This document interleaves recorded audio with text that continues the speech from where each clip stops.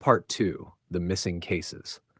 4 months had passed since the day Larry disappeared. To most people, the case was still fresh, but already losing attention.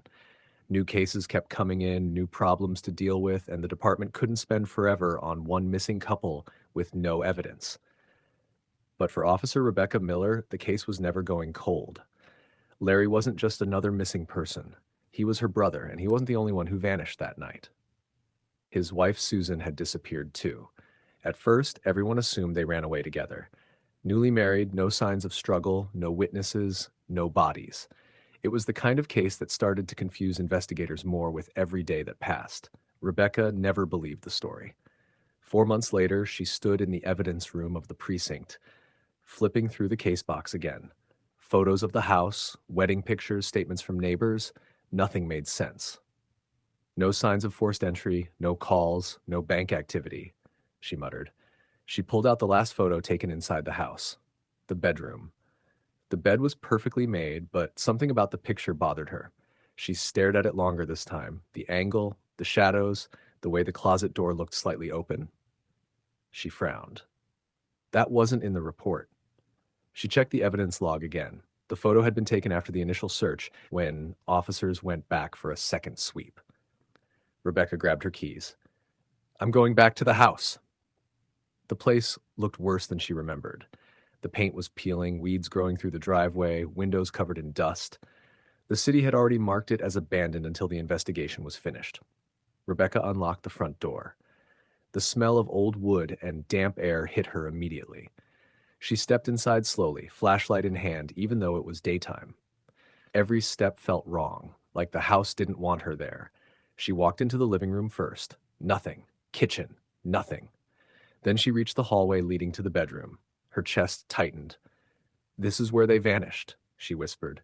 She pushed the bedroom door open. The room was empty, except for old furniture left behind. But the moment she stepped inside, she felt it. Something wasn't right. The air felt colder, heavier. She moved toward the closet. It was the same one from the photo. She opened it slowly. Inside, the back wall had scratches on it, deep ones, like someone had dragged something across it over and over. Rebecca ran her fingers across the marks. "What the hell?" "You see them too." She spun around, pulling her gun. A man was standing in the doorway. "Hands up." "Easy," he said. "I'm not here to hurt you." "Police," she said sharply. "Who are you and why are you in this house?" He reached slowly into his jacket and pulled out a badge. "Not police. Private investigator." "My name is Daniel Cross," he said. "I was hoping someone from the department would come back here eventually." Rebecca didn't lower her gun. "You picked the wrong way to wait. Start talking." Daniel looked around the room before speaking. "This house isn't the first one." Rebecca frowned. "What are you talking about?" He pulled a folder out of his bag and handed it to her. Inside were photos, old ones, black and white, new ones too. Houses, couples, wedding pictures, missing person reports. Rebecca flipped through them, her face tightening. "These are all missing cases," Daniel nodded. "Dozens of them, going back hundreds of years." Rebecca looked up at him slowly. "What's the connection?" Daniel hesitated, then took a slow breath. "My sister was one of them." Rebecca paused. "What?" He nodded, his eyes fixed on the floor for a moment. "She got married 2 years ago. Everything seemed normal. Guy had a job, friends, no record, nothing strange. They were married for 3 months, then both of them disappeared the same night." Rebecca slowly lowered her gun. "You think it's the same thing that happened here?" Daniel looked at the closet wall. "At first I thought it was just a missing persons case, but then I found another one, and another, and another." He pointed to the folder. "All the same pattern." Rebecca flipped through the pages again. "Couple gets married. No problems. No warning. Gone without a trace." Daniel continued. "I started digging deeper into the people they married." Rebecca looked up. "And?" His voice dropped. "Some of them didn't exist before they met their spouse." A cold silence filled the room. No birth records, no school records, no family history, nothing. Rebecca felt her stomach tighten. Susan, no family nearby, no childhood stories that made sense.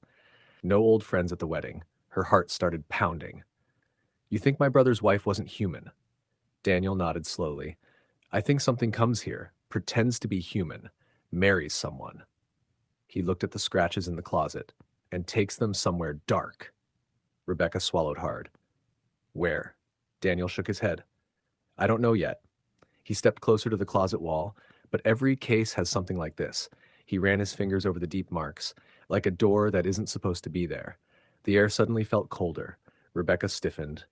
You feel that? Daniel nodded slowly. Yeah. For a split second, a faint sound came from inside the wall. Not loud, not clear, just enough to make both of them freeze. It almost sounded like a whisper.